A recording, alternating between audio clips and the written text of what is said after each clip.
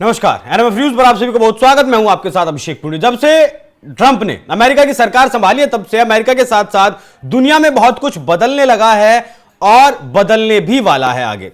अभी कड़ियों को जोड़िएगा। हिंडनबर्ग का एक आर्टिकल आया था, हिंडनबर्ग की एक रिपोर्ट आई थी अडानी को लेकर 2023 में, जिसमें भारतीयों का लाखों करोड़ रुपए डूब गया। अब ऐसी ही एक और रिपोर्ट आई है निकलकर सामने इंटरन्यूज को लेकर। इंटरन्यूज एक मीडिया संस्थान अपने आप को बताता है, स्वतंत्र मीडिया संस्थान बताता है। उसका ऐसा कहना है कि दुनिया के 30 देशों में ऐसे लोकतंत्र को जिंदा रखने के लिए वो पत्रकारों को ट्रेन करता है। $472 मिलियन से ज्यादा की अमेरिकी सरकार उसे अब तक फंडिंग करती आई है, जिसके कुछ दस्तावेज, बहुत सारे दस्तावेज विकिलीक्स ने अपने एक आर्टिकल में छापे हैं, जिसमें कई भारतीय पत्रकारों के नाम भी शामिल हैं। कई भारतीय पत्रकारिता जगत से जुड़ी जो संस्थाएं हैं उनका भी नाम शामिल है। तो किस तरीके से अमेरिका अपना एजेंडा भारत में अब तक चलाया करता था और अमेरिकी सरकार उसे वित्त पोषित किया करती थी अपने पैसे से, इसी पर आज बात करेंगे, खुलकर इस पर आज बात करेंगे। सारी जानकारी के साथ मेरे साथ मौजूद है हमारे वरिष्ठ सहयोगी पंकज प्रसून। सर, बहुत बहुत स्वागत।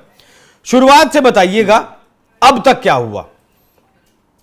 देखिए, अभी जो आपके स्क्रीन पे चल रहा है ना, जो पीले रंग से और ग्रीन कलर से अंडर मार्क किया हुआ, वो CIA के डिक्लासिफाइड डॉक्यूमेंट है।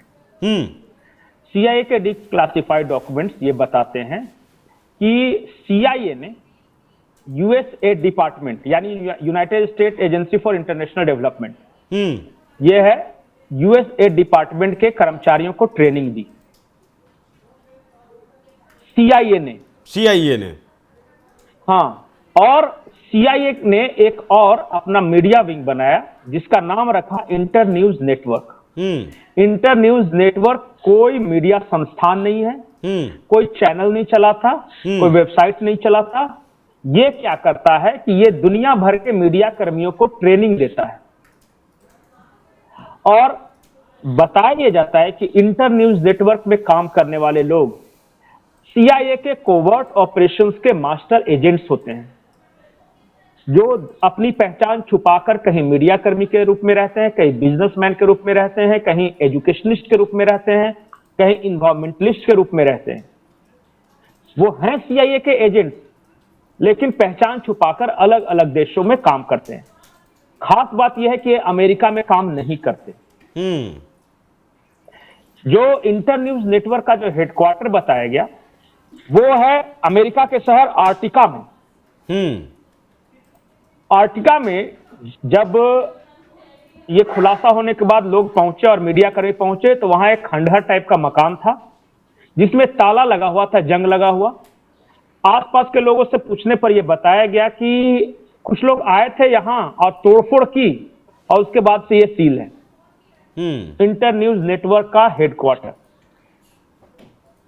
और बहुत सारे ऐसे एजेंट्स जो कि अमेरिका में इंटरन्यूज नेटवर्क के लिए काम कर रहे थे, वो अभी भूमिगत हैं, अंडरग्राउंड हैं, पता नहीं। अब ये इंटरन्यूज नेटवर्क के बारे में समझिए कि ये कैसे काम करता था, कहां काम करता था, क्या काम कर रहा था। ये दुनिया भर में मीडिया कर्मियों को ट्रेनिंग देते थे, ट्रेनिंग प्रोग्राम चलाते थे। और जो विकीलीक्स के केबल्स हैं उसके अनुसार ये अमेरिकी फॉरेन पॉलिसी के एक्सटेंडेड आर्म्स थे। उनके एजेंट होंगे तो उन्हीं का काम करेंगे ना। अब दुनिया के 30 देशों में बाकायदा उन देशों की सूची दी गई है जहां जहां इंटरन्यूज नेटवर्क के एजेंट्स मीडिया कर्मियों के लिए ट्रेनिंग प्रोग्राम चला रहे थे। उसमें कीव है जो कि यूक्रेन की राजधानी है, बैंकॉक है, नैरोबी है, ढाका है, इस्लामाबाद है, इंडिया है। इंडिया के अलग अलग शहरों में चलाया है। इनका दावा यह है इंटरन्यूज नेटवर्क का कि इन्होंने दुनिया भर के 9000 से ज्यादा मीडिया प्रोफेशनल्स को ट्रेनिंग दी है बाकायदा। और इनका कहना है कि हम कैसे अपने यहां के सरकारी दबावों से मुक्त होकर एक इंडिपेंडेंट जर्नलिस्ट तैयार करते हैं, वो सारा कुछ बता रहे हैं। लेकिन आपको पता होगा कि जो इंटरन्यूज नेटवर्क के एक जो CEO जिनका नाम है जीन बोरग्लाउड, इनके महीने की सैलरी कितनी थी पता है? $4,51,000 पर मंथ। $4,51,000 per month. आमदनी कहां से थी आज तक नहीं बता सके। बाकी सबको सैलरी देने के लिए आमदनी होनी चाहिए ना। ये तो पता चला है विकीलीक्स के फेल में कि इनको ट्रेनिंग देते थे सीआईए के लोग और सीआईए के एजेंट्स काम करते थे। पैसे इनको सैलरी कहां से आती थी इसके बारे में अभी तक खुलासा नहीं हो सका है। तो विकीलीक्स केवल ने एक खुलासा किया है कि इनको जो इंटरनेट न्यूज नेटवर्क को पैसे देता था Ford Foundation, George Soros Foundation, George Soros, Omidyar Foundation. George Soros ने $2 बिलियन दिए हैं, ओमडीआर फाउंडेशन ने $7 बिलियन दिए हैं, फोर्ड फाउंडेशन ने $18 बिलियन दिए हैं। बिलियन। दुनिया भर के मीडिया प्रोफेशनल को ट्रेनिंग देने के लिए। मकसद क्या? मकसद यह है कि दुनिया भर के जो मीडिया कर्मी हमसे ट्रेनिंग लेंगे वो जहनी तौर पे हमारे एजेंडे को सूट करेंगे, उसी तरह की खबर चलाएंगे और वो अपने देश में एक नैरेटिव बिल्डअप करेंगे। अब आते हैं कट टू सीधे भारत। जो भारत के बारे में क्या खुलासा है, क्योंकि बाकी अलग अलग देशों के बारे में उसके केवल में भारत के बारे में खुलासा है कि इंटर न्यूज नेटवर्क ने यहां फैक्ट साला के साथ मिलकर educational programmes for media professionals ये चलाया। और direct Internews Network direct ये प्रोग्राम नहीं चला रहा था, that was operating under Data Leads. Data Leads नाम की एक कंपनी के साथ उसने कोलैबोरेशन किया और फैक्ट साला के साथ डाटा लीड्स ने कोलैबोरेशन किया और फिर भारत के मीडिया प्रोफेशनल्स को ये ट्रेनिंग देने लगे। और पैसे जो आते थे वो सीधे आते थे वही Ford Foundation, Omidyar Foundation, George Soros से। संभावना का क्या रोल है इसमें? ये अब मैं आगे आ रहा हूं धीरे धीरे। अब इनका यह कहना है कि 7,500 दुनिया भर में 9,000 मीडिया प्रोफेशनल को ट्रेनिंग दी, जिसमें 7,500 सिर्फ भारत के मीडिया प्रोफेशनल थे 2020 के बाद से। 20 के बाद से मतलब हाँ, 5 सालों में 7,500 मीडिया प्रोफेशनल्स को ट्रेनिंग दी। और फैक्ट साला जो कि डाटा लीड्स के अंडर आके ये प्रोग्राम करवाता था, उसके बोर्ड ऑफ गवर्नेंस में कौन है? शेखर गुप्ता प्रिंट वाले, द प्रिंट से जुड़े हुए हैं, रितु कपूर द क्विंट से जुड़ी हुई हैं, फेड डिसूजा बीटरूट न्यूज से जुड़े हुए हैं, ये सारे लोग। अब देखिए, ये फैक्ट साला जो इस प्रोग्राम करता था वो खुद तो प्रोग्राम करता था लेकिन उसने पार्टनर्स भी ढूंढ रखे थे।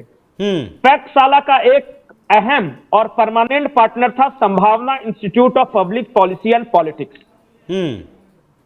संभावना इंस्टीट्यूट एक थिंक टैंक है लेफ्ट लिबरल इकोसिस्टम का, जिसे चलाते हैं प्रशांत भूषण। संभावना इंस्टीट्यूट के सारे पैसे जो आते हैं वो कुमुद भूषण एजुकेशनल ट्रस्ट के से आते हैं। कुमुद भूषण नाम है प्रशांत भूषण की मां का, शांति भूषण की पत्नी का। तो डायरेक्ट अगर संभावना इंस्टीट्यूट पार्टनरशिप करके चला रहा है तो पैसे का कोई लेन देन नहीं। लेकिन अगर डाटा लीड्स कुमुद भूषण एजुकेशनल इंस्टीट्यूट को पैसे देता है और वो अगर संभावना institute of public policy and politics को पैसे देती है, तो लिंक समझ में आ गया। अब अभी हाल में पालमपुर हिमाचल प्रदेश में एक इसी तरह का वर्कशॉप आयोजन हुआ था 1 फरवरी 2025 को, जो लेटेस्ट मैं बताता हूं। इसमें ट्रेनिंग देने वाले कौन लोग थे पता है? जो मीडिया कर्मियों को वो ट्रेनिंग देने वाले थे हर्ष मंदर, सोरी सोरी, कविता कृष्णन। ये सब घोर लेफ्टिस्ट अर्बन नक्सल्स हैं जो कि मीडिया कर्मियों को न्यूट्रल रहने की ट्रेनिंग दे रहे हैं। और ये हर्ष मंदर मनी लॉन्ड्रिंग केस में है, बस्तर में नक्सलियों के साथ संबंध है इनके। कविता कृष्णन ने जेएनयू के अंदर पी ब्रा मूवमेंट से लेके किस करो मूवमेंट तक केरला में सब चला रखा है, और सोरी सोरी के बारे में हर कोई जानता है। तो पता नहीं है, बहुत सारी कॉम्प्लेक्स चीजें आपको समझ में आया या नहीं। $472 मिलियन मिले हैं पिछले साल इंटर न्यूज नेटवर्क को यूएस स्टेट डिपार्टमेंट से। सीआईए के एजेंट्स हैं, वो ट्रेनिंग दे रहे हैं 7,500 भारतीय मीडिया कर्मियों को 2020 से लेकर आज तक। और इनको पैसे दिए जा रहे हैं Ford Foundation, George Soros, Omidyar Foundation से। ये एक यहाँ पे खबरों के माध्यम से जो मैं देख रहा था वहां विकीलीक्स केबल का, इन्होंने 4,000 समथिंग आर्टिकल्स, रेडियो न्यूज वगैरह और टीवी न्यूज वगैरह पब्लिश करवाए हैं। ये सारे के सारे एक खास डायरेक्शन में थे, और वो ये थे कि भारत सरकार बहुत तानाशाह है, किसानों के साथ बहुत अन्याय हो रहा है, किसान आंदोलन जो है वो कि किसानों का जेन्युइन आंदोलन है जिसमें इस देश के किसान शामिल हैं और ये सत्ता से उखाड़ फेंकेगी। सीए एनआरसी का जो आंदोलन है उसके बारे में आता हूं, बहुत इंपॉर्टेंट है सीए एनआरसी का आंदोलन, क्योंकि प्रधानमंत्री ने उसी दौरान कहा था कि ये संयोग नहीं प्रयोग है, याद होगा सीएनआरसी के दौरान। तो ये सारा पिछले 5-6 सालों में, जब से 2019 से ये शुरू हुआ है ज्यादा तेज गति से, 18 तक डोनाल्ड ट्रंप थे वहां पे, और जब से ये जो बिडेन की सरकार आई इनकी फंडिंग इंक्रीज की, सारा कुछ है। और उसके बाद इस देश में बहुत तरह के आंदोलन हुए। इस देश में SC/ST आंदोलन हुआ एक सुप्रीम कोर्ट के फैसले के खिलाफ, एक आंदोलन हुआ सीए एनआरसी का आंदोलन हुआ, एक किसान आंदोलन हुआ जिसमें टिकैत वगैरह सब थे, योगेंद्र यादव ये सब जुड़े हुए थे, और सारे को बौद्धिक खुराक, मीडिया सपोर्ट, लॉजिस्टिक्स वगैरह प्रोवाइड कर रहे थे यही सारे लोग। बाकी तो दूसरे तरह से ही पैसा आ रहा था, लेकिन इसमें भी एक अहम भूमिका है। अब इस कहानी के आखिरी हिस्से पर आते हैं। मैं सीए एनआरसी के आंदोलन की बात कर रहा हूं। दिल्ली में एक जगह है जहांगीरपुरी। दिल्ली पुलिस की एक चार्जशीट है दिल्ली दंगों को लेकर। उस चार्जशीट में यह लिखा गया था कि जहांगीरपुरी के एक खास एड्रेस दिया गया है कि उस एड्रेस के बेसमेंट में मीटिंग्स हुई थी, 3 मीटिंग्स हुई थी। उस मीटिंग्स में जितने सारे लोग, योगेंद्र यादव मौजूद थे उस मीटिंग्स में, उस मीटिंग में वो शर्जिल इमाम मौजूद था, उस मीटिंग में दंगाई जितने थे वो मौजूद थे, और बहुत सारे लोग थे, एक महिला बड़ी पत्रकार भी मौजूद थी। टोटल 11 लोग मौजूद थे, और बाकायदा तस्वीर लगाई है दिल्ली पुलिस ने अपने एफआईआर में। और वो पता है वो बेसमेंट और वो बिल्डिंग किसकी थी? किसका? वो प्रशांत भूषण का ऑफिशियल एड्रेस है, जिसके बेसमेंट में दिल्ली दंगों की प्लानिंग चल रही थी। यह दिल्ली पुलिस का एफआईआर है जिसने चार्जशीट दायर की है कोर्ट में, उसके अनुसार। अब इस 3 चीजों को आपस में जोड़िए। प्रधानमंत्री का यह कहना कि यह संयोग नहीं प्रयोग है, इन लोगों को पैसे मिलना यूएसएड डिपार्टमेंट से, फोर्ड फाउंडेशन से, जॉर्ज सोरोस से और डीआर फाउंडेशन से। इनको जो ट्रेनिंग देने वाले हैं वो सीआईए के एजेंट्स हैं, इंटरन्यूज नेटवर्क, जो कि अपने देश में काम नहीं करके सिर्फ बाहर काम करते हैं। अब क्या इस देश की सरकारें विकीलीक्स केबल की जांच करेंगी या नहीं करेंगी? क्योंकि बहुत सारे देशों में हुआ है, विकीलीक्स को लोग बहुत सीरियसली लेते हैं। विकीलीक्स केबल की जांच होनी चाहिए। जो आप दिखा रहे हैं तस्वीरों में, क्या डिक्लासिफाइड डॉक्यूमेंट्स जो कि सीआईए के हैं, उनकी जांच होनी चाहिए या नहीं होनी चाहिए? क्या दिल्ली दंगों के दौरान प्रशांत भूषण की भूमिका की जांच होनी चाहिए या नहीं होनी चाहिए? क्या सीए एनआरसी का आंदोलन स्वतः स्फूर्त आंदोलन था इस देश के मुसलमानों का, या हैवली फंडेड आंदोलन था सीआईए का? इसकी जांच होनी चाहिए या नहीं होनी चाहिए?